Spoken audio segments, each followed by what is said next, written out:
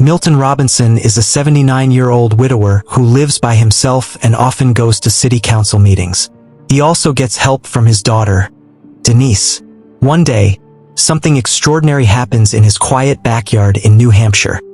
A spaceship crash lands right into his flower garden. Out of the spaceship crawls a blue, human-like alien. Milton is surprised but quickly calls the police, calls his daughter, and even tells the city council about what he saw. Instead of being believed, everyone just thinks Milton is showing more signs of his old age and forgetfulness. Despite the disbelief, Milton decides to treat the alien like an unexpected guest in his home. He soon finds out that the alien will only eat apples. His friend Sandy comes to visit and sees the alien too. Sandy tells Milton to keep the secret and not tell anyone about the strange visitor.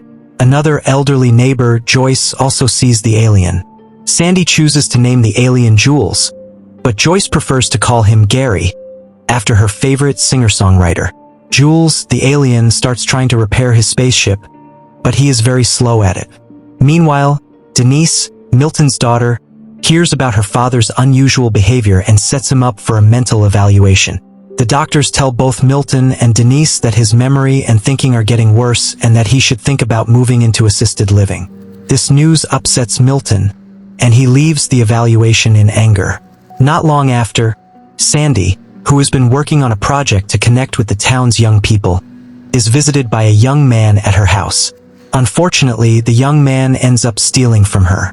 When Sandy says she will call the police, the man tackles her and tries to strangle her. Suddenly, Jules receives a strange vision of what is happening and, using his telepathic power, causes the man's head to explode.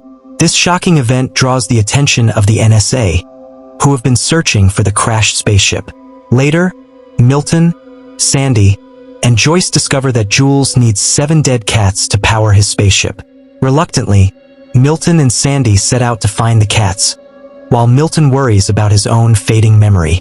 Unbeknownst to them, the police are watching their strange activities from a distance.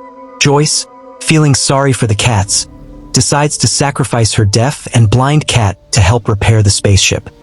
At last, Jules invites Milton, Sandy, and Joyce to travel in the spaceship.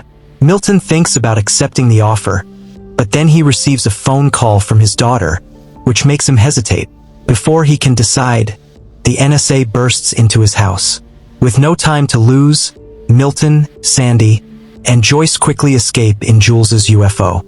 Jules flies them away and drops them off at another secret location on Earth, and then they part ways. Some time later, Milton's mind continues to decline, and he becomes even more forgetful and confused.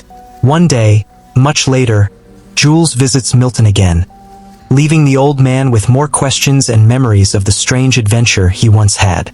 And so, the story of Milton and Jules shows that even when no one believes you, extraordinary things can happen. Sometimes, a chance encounter with the unknown can change your life, even if it leaves you wondering for years to come.